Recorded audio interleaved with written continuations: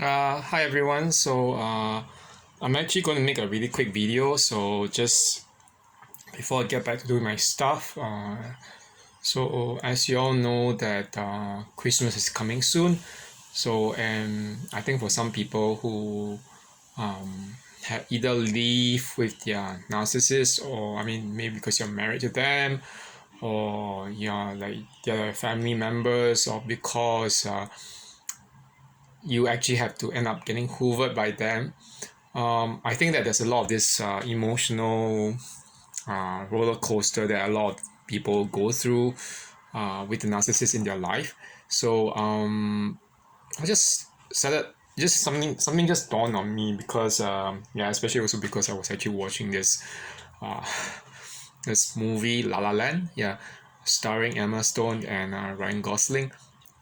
The whole thing about that idea of fulfilling your dreams and yeah, that movie is a really good movie as me I would say, but I think the plot aside everything, it's actually about giving out your love to sort of fulfill your dreams, yeah, because in the end the couple that Emma Stone and Ryan Gosling enact, they do not end up being together. They realized that the best way was to actually give up on each other. Okay, and we know that in real life, narcissists don't really do that. They will not let you go, and when they are even with you, they try their best to sabotage or destroy your dreams. So yeah, this is actually what I wanted to say today. That having a narcissist in your life destroys your dreams. Yeah, I don't mean the dreams that you dream when you're asleep, but dreams as in your aspirations, your goals, your plans that you have had uh, for a while. Yeah, I mean, we all know that actually when we first meet the narcissist, in the context of friends, loved ones, romantic partners, or even just even professionally, telling them about our plans and our hopes and aspirations isn't exactly the good thing. I'll be honest, because we know that when we do that, we give them ammunition, yeah, ammo for further manipulation, abuse, and destruction. And I mean, yeah, at the beginning we wouldn't know because a lot of them love bomb us and tell us how great we are, and then they might show interest in us, like wanting to hear our dreams out and our struggles. So that's one thing that I think that comes down to the whole thing about narcissists destroying your dreams. They don't actually really care about your dreams. They care about what they can use of it, um, whether to so-called help you or encourage you to go for it, or to at the beginning before the love bombing ends, or even just to covertly and sometimes even overtly destroy them as by coming in your way. I think that the very clear indication of this was actually when I first met that last ex narcissist in my life, about 7 years ago. Yeah. I mean, now I think that after all the therapy, I think that in retrospect, I don't get angry, I don't get triggered as much, and I don't really care. That they can disappear, they can do well, they can die or pass away or whatever. But I mean, I don't really care anymore. Uh, they're not my business. And but back then, I remember that when I was telling a friend about this, that last nuggets had a tendency to sort of like at the beginning, in love bombing phase, show this interest in, like, the fact that I had dreams of wanting to actually teach English abroad, and in places like Korea, South Korea, and I mean, I couldn't do it because of my passport, because I'm not an American citizen, or I don't hold a passport from the 5 or 6 countries that are actually allowed. I mean, for which the citizens are allowed to teach in South Korea. And of course, coming back from Japan too, and realizing that probably that's the only country, one of the better countries to actually do it in. I mean, after that, and realizing that, it's going to be a long way away from academia. When I left academia, I wasn't doing much in Australia when I came back. So the whole thing about them pretending to actually be interested in your dreams, it's all sham. And of course, how else after? I mean, when a narcissist knows your dreams or your hopes and plans, how else do they sabotage it? Okay, I believe that another aspect is actually, other than the interest in you, in your so-called life at the beginning. Okay, the other aspect is actually consciously or subconsciously coming in your way to stop you from doing certain things. I think I've told y'all that before when I was in the in a it was actually a male beauty pageant. Yeah, it's like a Manhattan pageant thing. There was quite a few strange, like those people in my life, like friends, the ex-narc, constantly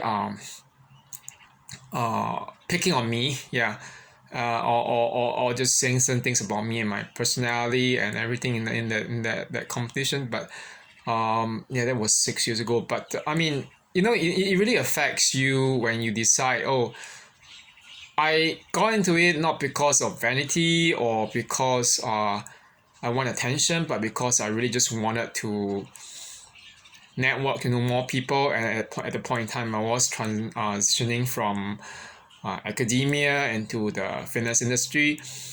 And of course, it didn't really work out because that's just say as to why it didn't work out. I mean, the pageant itself wasn't exactly a bad experience, but I had a very very strong inkling now. I'm looking back that the people like the ex-narc, like some so-called friends, were trying their best to actually sabotage my time, my stint in the pageant or the competition because for example, the ex-narc would be like throwing a tantrum over certain things related to the pageant or knowing what I was doing and saying that I don't care, I don't care. No, I mean, if you really don't care, why are you constantly throwing tantrums and hissy fits like as if I'm doing something wrong or illegal when it's not. And you have people criticizing you, but you realize that in the end they went ahead to try joining it, and whether they place or not is not my business. I probably don't think that they place anyway because considering how ugly they are inside and outside, they love to put out all these false fronts and everything. But yeah, that's the whole thing about second thing about narcissists. They claim, they criticize what you do. They actually keep on they try to break you. Yeah, they try to break you somehow, or they break into you to make you feel that what you're doing is not really good or right for you. But at the same time, they are really really jealous. For some reason, I don't know why, but they're jealous of you and they hate it when you actually do it. And sometimes you actually can take some form of joy. Like, that last night keep on blowing out at me during my time in the pageant, saying, you're not supposed to say that. Didn't you know that you have to sell tickets? Blah blah blah blah. Yeah, what's the big deal about this?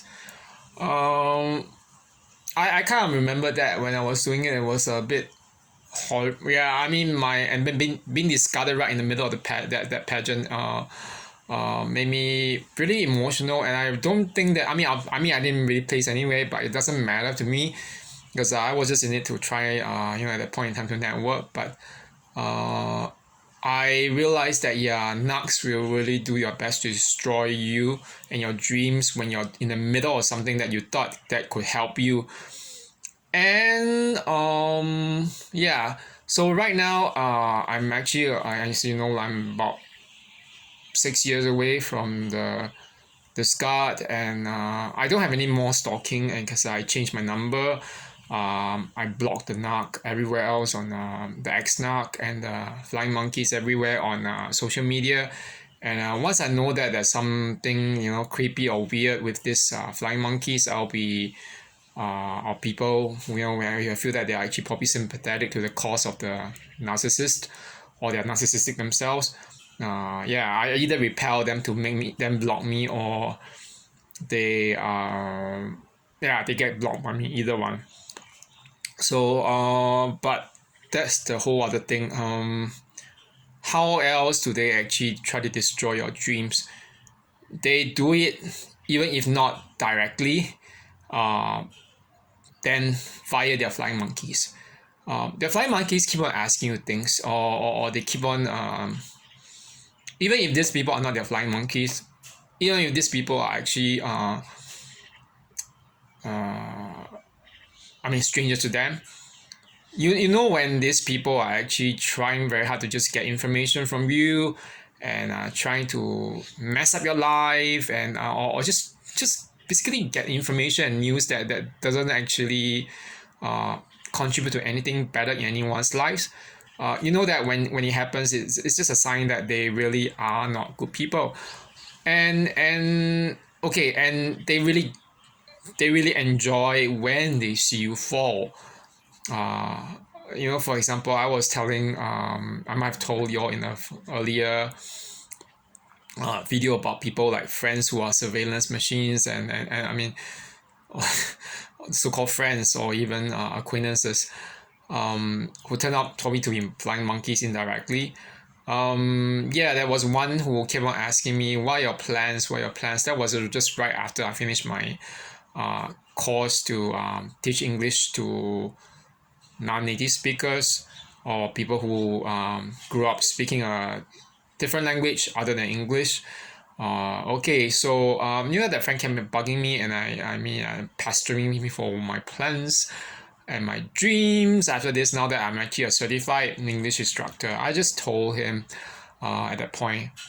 He has also blocked me anyway after over something else. But he said, "Oh, surely you should have an idea where you're gonna go." "Oh yeah, I'm going somewhere." "But where?" I just told him, "I'm not gonna tell you anything because I don't want to tell you anything." Okay, just get it into. I think everyone should just get it in their heads. You do not have to tell anyone anything about your past struggles. Just like what I said about the first point. Neither do you have to actually tell them your future goals. Yeah, because your future goals or your plans, these are your part of your dreams. Please guard your dreams in your heart, because once someone knows it, they can either help you, or they can destroy it, or by putting obstacles in your path. So I'm pretty sure that narcissists do the latter, because they don't want to see people do well. When they see people do badly, they're very happy.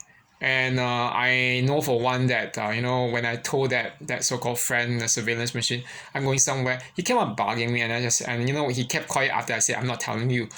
At that point in time, I was telling some other friends, good friends, who were actually not that kind of crazy person. Maybe I should have just given him one of the names of the 9 realms of Norse mythology, like Asgard, Vanaheim, Nidavellir, whatever, Svartalfheim, whatever, just to throw him off. But that aside, I think that it's just a sign that all these people they don't want the best for you. So because they don't want the best for you, they will do the best to either they'll just know your dreams so that they can gossip about it, or your struggles, or to laugh at it, or they might actually just do it directly, just to sabotage you by criticizing it, or just even coming into your path. And I know of some people saying, there was a life coach, was a spiritual whistleblower. I don't know her personally, but based on what she has actually told us about her family, and I actually agree with what she said. She said that sometimes narcissistic family, not just narcissistic family. She was referring to other people like narcissists in general. I mean, I don't think that I really have a narcissistic family members. Maybe they are. I mean, some of them are just not really.